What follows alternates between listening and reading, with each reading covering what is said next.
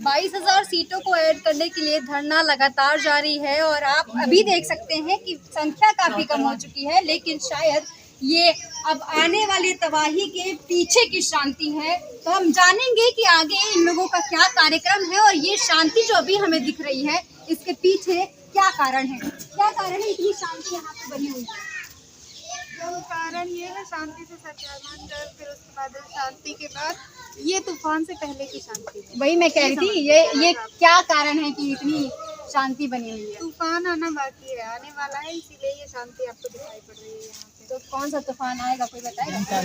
खुलासा करना में वो भी हम लोग उचित नहीं समझते हैं, पर जो भी होगा आपके सामने होगा कुछ दिनों में सामने होगा और उसका इंतजार करिए, वक्त आएगा तो बता देंगे हम। अभी से कितने वक्त में आने वाली है? बस कुछ ही समय में इंतजार करिए। क्या शिक्षा मंत्री जी को आप सचेत हो जाना चाहिए? शिक्षा मंत्री को क्यों सचेत हो जाना चाहिए? वो तो हमेशा सचेत रहते हैं, वो तो फुल सिक्योरिटी के साथ रहते हैं। सचेत तो हम लोग रहना, हम लोगों को चौकन्ना रहना ना कि हम लोग अगर ये चीजें बताते हैं। नहीं, अब क्योंकि आप शिक्षक हैं, शिक्षक देश को बनाते हैं, तो अब शिक्षा मंत्री को मुझे लग रहा है सचेत हो जाना चाहिए कि अब देश के जो युवा हैं, शिक्षक हैं, वो जाग चुके हैं। इसके लिए तो उन्हें सचेत होना पड़ेगा ही पड़ेगा। इसीलिए तो हम लोग उन्हें बार बार ये सोचने पे मजबूर करा रहे हैं कि अब वो सोचें, नहीं तो अब ज्यादा दिन दूर नहीं है। अगर मंत्रिमंडल में बने रहना है तो अपनी वो जितनी भी गलतियां उसको सुधार लें, नहीं तो हमारे पास केवल 6 महीने और बचे हैं, 6 से 5 महीने और बचे हुए हैं।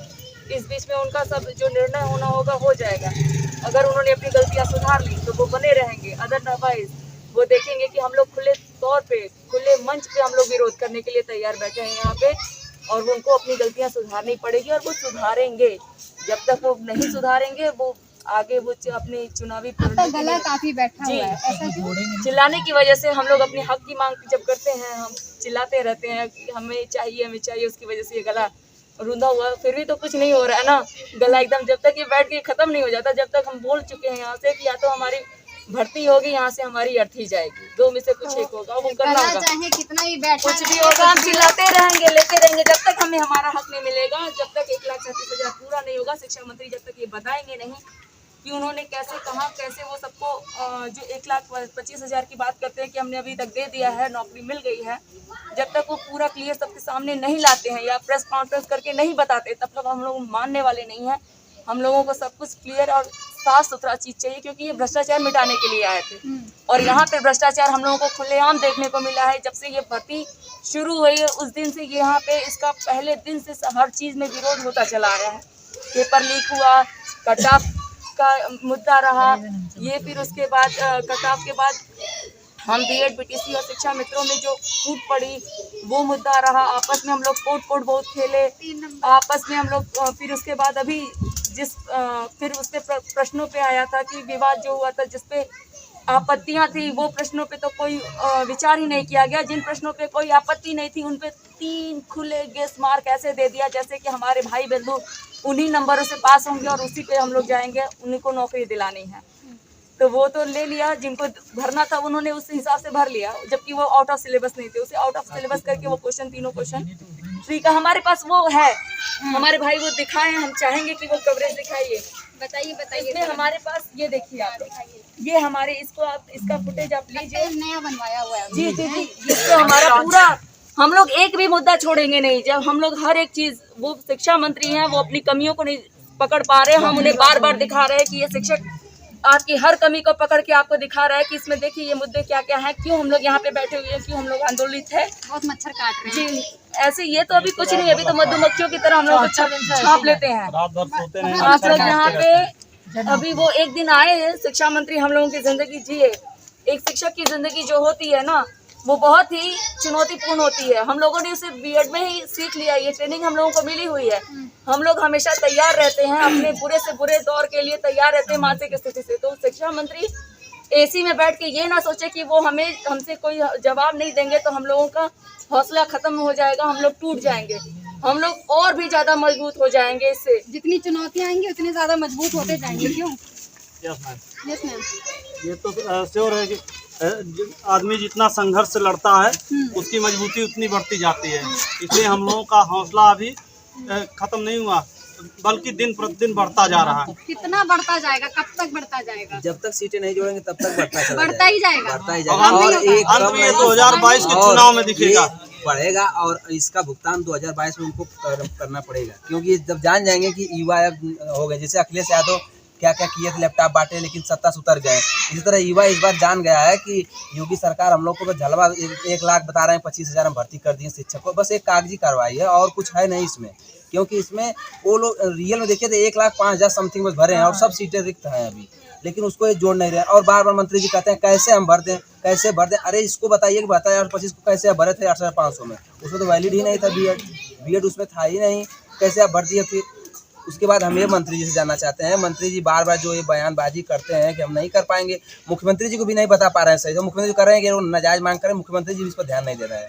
और हम चाहते हैं मुख्यमंत्री जी का ध्यान केंद्रित कराकर इसको हम लोग सीट को दें और हम लोग अपने यहाँ से धरना समाप्त करें, क्योंकि हमारे भाई बहन देखिए कुछ दिन पहले भीख मांगे थे, अभी यहाँ से लेकर पूरे लखनऊ में कुछ दूर तक लोग भीख मांगे हैं पूरा। तो लेकिन भी आंदोलन करने का तरीका था क्या? बिल्कुल था, क्योंकि सरकार को हम लोग दिखा रहे हैं कि ये देखिए कि हम लोग 70-74 दिन से धरना दे रहे हैं।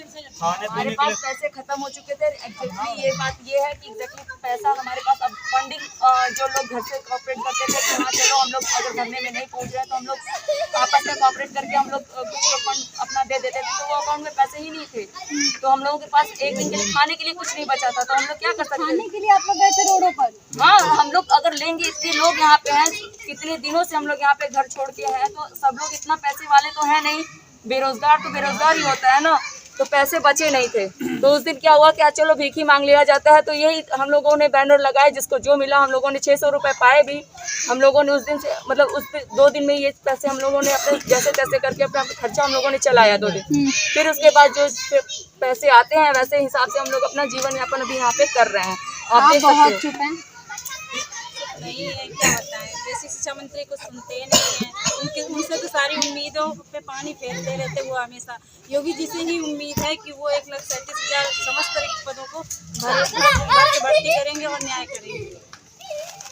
पीछे चलते हैं, पीछे के अभ्यर्थियों से भी बातचीत करते हैं और जानते हैं कि आगे वो क्या करने वाले हैं। शिक्षक दिवस आने वाला है, देश भर में बहुत धूमधाम से मनाया जाएगा और आप शिक्षक यहाँ बैठे हुए हैं, आपके जगह कैसे मनाया जाएगा, आपके क्षेत्र में शिक्षक दिवस कैसे मनाया जाएगा? हम लोग मजबूरी बस यहाँ बैठे हुए हैं, कोई मतलब हम लोग थोड़ी ना चाहते कि इस तरह से हम लोग बैठे यहाँ पे। दिवस है मंत्री जी ने और योगी जी के, मतलब अब क्या बताएं उनके लिए। फिलहाल मंत्री जी के लिए ही बोलेंगे कि उनको इस तरह की, मतलब जिस तरह से बोलते हैं उन्हें नहीं बोलना चाहिए, क्योंकि जो सच्चाई है वही बोलना चाहिए। या तो फिर हम लोगों के सामने आए, हम तो चाहते हैं सार्वजनिक रूप से आए, हम लोगों से वार्ता करें यहाँ के। जिस तरह से वो अंदर बंद कमरे में बयान दे देते हैं, तो हम लोग सार्वजनिक आए रूप से और बात करें यहाँ के, हमारे एक मतलब अभ्यर्थी से वार्ता कर लें। सारी लड़ाई सामने सामने होगी। हाँ बिल्कुल कह सकते हैं, लेकिन अगर वो अपने आप में मान जाते हैं तो अच्छी बात है। जैसे वो बोलते हैं कि मतलब ये पद कैसे दे दिए जाएँ, तो ये गलत होगा, क्योंकि 72,825 जो भर्ती आई थी उसके इवन जो 6,170 पद लगभग बचे हुए थे, तो उसमें तो बिल्कुल विपरीत भर्ती थी, वो तो उसमें केवल बीएड हुआ था। तो आपने डीएलएड में कैसे वो उसको दे दी 68,500 में, तो डीएलएड केवल शिक्षा मित्र थे, तो उनको कैसे उसमें कैरी फॉरवर्ड आपने कर दिए। तो उसी तरह से इसमें भी नॉर्मली तरीके से आप कर सकते हो, क्या उसमें चाहे बीएड इवन साबिन हो या ना, उससे क्या फर्क पड़ता है कुछ। और उन्होंने जो 3 नंबर कॉमन दिए ना वो बहुत बुरे थे, क्योंकि आउट ऑफ सिलेबस हिंदी ये तो नॉर्मल से आप कक्षा 6 से इसे पढ़ने आते हैं, तो इसे नहीं ये बोल। और जैसे उन्होंने ये बोला कि मैं 3 नंबर जो कॉमन दिए ना, इसे उभयनिष्ठ के रूप में या तो देते, वो जिनका इवन सही था उनको भी मिलता और जिनके गलत थे उनको भी मिलता, तब तो ठीक था वो। इस तरह से उन्होंने दिया नहीं है, तो इस तरह इससे ये हुआ कि जिनको फेल थे, जो बच्चे जिनको नौकरी की कोई उम्मीद नहीं थी, वो 3 नंबर कॉमन की वजह से नौकरी लेके चले गए, जिनको पूरी उम्मीद थी वो आ रहे। आप यहाँ बैठे हुए हैं, मजबूरी सरकार की विडम्बना ऐसी है और नीतियाँ कुछ इस तरीके की बनी है जिसकी वजह से आज यहाँ पर मजबूरी वश 22,000 के डिमांड में यहाँ पर बैठना पड़ रहा है। आगे क्या कार्यवाही होगी आपकी? ये पोस्टर लेके खड़े हुए हैं, आप बैठे हुए हैं, आगे क्या कार्यवाही होगी आपकी? कार्रवाई हम यही करेंगे कि जब तक नौकरी नहीं मिलेगी तब तक हम धरना ही प्राण के लिए, चाहे हमारे प्राण चले जाए, हम नौकरी लेके ही जाएंगे, अन्यथा यहाँ से नहीं होगा। दुख होता है जब एक बार एक राजा जो अपनी प्रजा का हालचाल तक नहीं लेने आता है, प्रजा का दुख नहीं जानने आता है, तो बहुत दुख होता है कि ये आज के पढ़े लिखे समाज में भी ऐसा हो सकता है। ये मुझे नहीं, शायद आपको भी विश्वास नहीं होगा, लेकिन ऐसा ही हम लोग के साथ हो रहा है। हम योग्यता मांग रहे हैं, हम भीख तो मांग नहीं रहे हैं। हम सरकार से, अधिकारियों से, पढ़े लिखे समाज से हम अपनी योग्यता को मांग रहे हैं कि हमें दे दें। और हम आज 70-72 दिन होने हम धरने में बैठे हैं, हम तरह तरह की समस्याओं को झेल रहे हैं, लेकिन एक राजा का कर्तव्य होते हुए एक अपने समाज में, अपने देश में, और यहाँ तक कि हम लखनऊ यानी कि राजा के सर पे बैठे हुए हैं, लेकिन उस राजा को एक जरा सी सिकन नहीं आ रही है कि हमारे जैसे छोटे बच्चे होते हैं वैसे ही सब छोटे बच्चे हैं, भाई हैं, और वो सब जी रहे हैं, मर रहे हैं। एक बार हालचाल तो ले लेते कि हाँ क्या हो रहा है बच्चों, क्योंकि हम ऐसा नहीं होता है कभी भी किसी को छोटा समझ करके इस तरह से दुत्कार देना। शायद ये आप छोटे कहाँ से हो गए? आप ही से तो वोट मांगने जाया करते हैं, आप छोटे कहाँ से? ये मैं उनकी नज़र को बता रहा हूँ ना, मैं तो बता रहा हूँ ना कि हम इकलौते इतने काफ़ी है ना कि जितना 24 करोड़ जनता अगर है यूपी की, तो हम इकलौते ऐसे काफ़ी हैं कि 24 करोड़ में अपना नाम बना सकते हैं और ये बता सकते हैं कि हमारे समाज में आज क्या हो रहा है। हम समाज के कौन से वो है सूत्रधार हैं कि 112 नंबर 115 नंबर पा करके हम एक टंकी के नीचे। देखिए राजनाथ सिंह का भी दौरा हुआ है, केदारनाथ में योगी आदित्यनाथ के भी इतने दौरे में कई परियोजनाओं का शिलान्यास किया गया, लोकार्पण किया गया है, लेकिन जो मेन मुद्दा है जिसके लिए मांग हो रही है, इतनी लोग परेशान हैं, उस पर कार्यवाही नहीं हो पा रही है। सबसे बड़ा आश्चर्य यही है ना, आप एक थर्ड हो करके आपको ये लग रहा है ना कि कहीं ना कहीं ये विडंबना है कि जो हमारा मेन मुद्दा है कि हमारा युवा आज बेरोजगार है, उस पॉइंट को नहीं देखा जा रहा है और ये देखा जा रहा है कि हमारा इंफ्रास्ट्रक्चर बहुत अच्छा हो जाए। हमारे इंफ्रास्ट्रक्चर के नाम पे क्या हो रहा है? कुछ तो नहीं हो रहा है। ये दिखाया जा रहा है ना, आईना समाज को दिखाया जा रहा है कि हम ये पुल का उद्घाटन कर रहे हैं, हम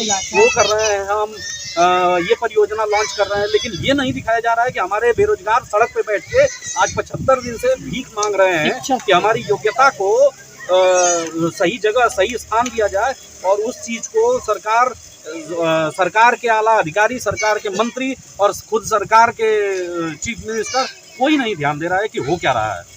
प्रदेश के मुखिया प्रदेश भर में घूम घूम के जन्माष्टमी मना सकते हैं, लेकिन आप जब बगल में उनके बैठे हुए हैं यहाँ नहीं आ सकते, ऐसा क्यों?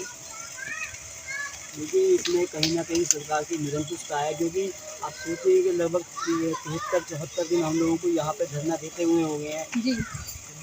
लखनऊ के अंदर एक बस, ऑटो, बैंक, क्या नाम है, सरकारी अस्पताल, किसी भी गली नुक्कड़ में किसी भी बस में चले जाइए आप, वहाँ तक आप खड़े होकर कोई भी कह देगा कि ये 22,000 वाले हैं, 22,000 वाले, 22,000 वाले हैं। तो काफ़ी शर्म की बात है कि जो पूरे लखनऊ के अंदर जो है हाहाकार मचा हुआ है हमारे मुद्दे को लेकर, लेकिन सरकार की संवेदनशीलता वाकई में निराशाजनक है। मुझे लगता है वो ध्यान ही नहीं देना चाहते हैं।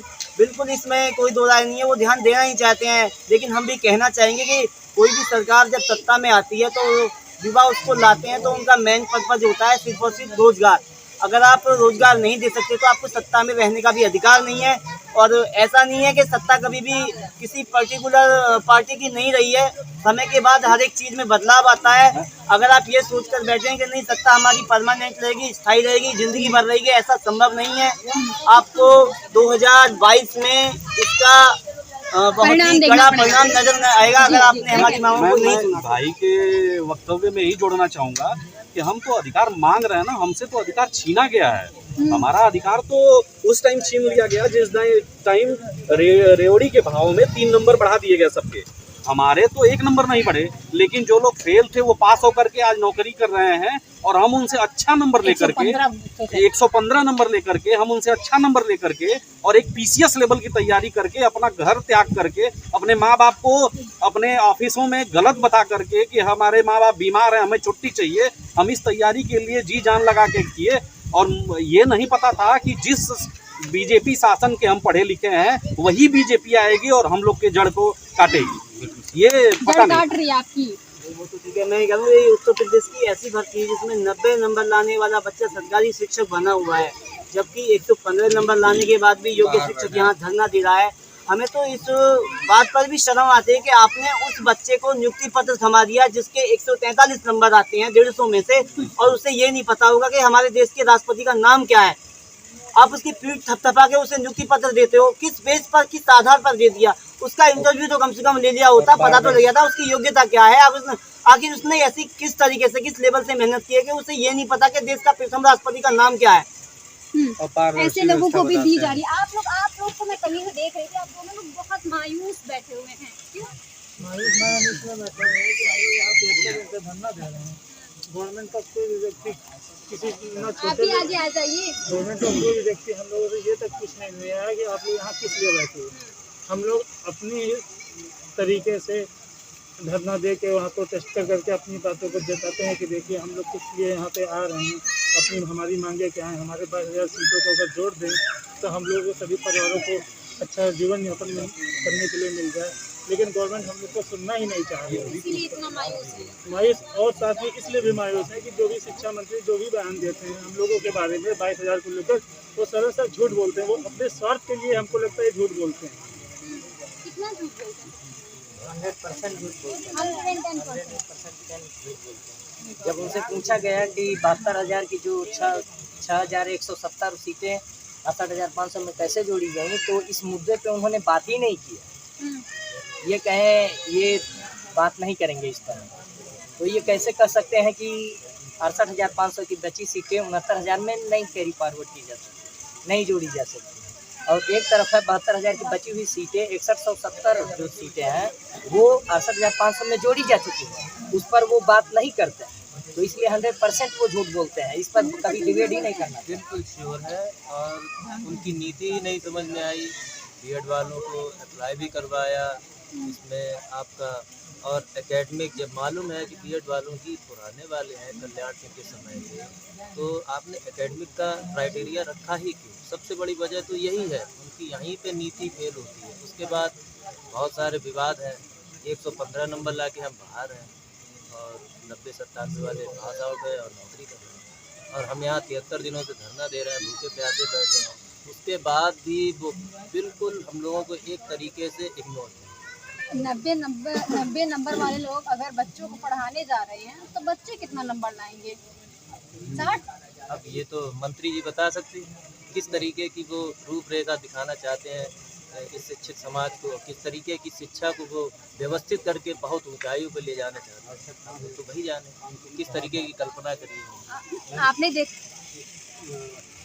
मैम, मैं आपके ना इस चैनल के माध्यम से मैं हाथ जोड़ के समस्त देशवासी, समस्त यूपी उत्तर प्रदेश के वासियों से भी निवेदन करना चाहता हूं कि आप अपने बच्चों का भविष्य देखें। कम से कम ये सोचें कि 115 वाला आपके सामने हाथ जोड़ करके विनती कर रहा है, अपना हक मांग रहा है, और 90 नंबर वाला आपके बच्चों को पढ़ा रहा है, तो भविष्य कहाँ है? आपसे ये निवेदन करता हूं कि आप लोग भी देखें इस चीज़ को। बिल्कुल सही बात बोली है। अगर 115 बच्चे 115 नंबर पाने वाले लोग यहाँ धरना दे रहे हैं और 90 पाने वाले लोग बच्चों को पढ़ा रहे हैं, तो देश का भविष्य किन हाथों में ही आप साफ तौर पर समझ सकते हैं। इस खबर में फिलहाल के लिए इतना ही। देखते रहे मेरे यूट्यूब चैनल को लाइक शेयर सब्सक्राइब करना बिल्कुल मत भूलिए। Thank you.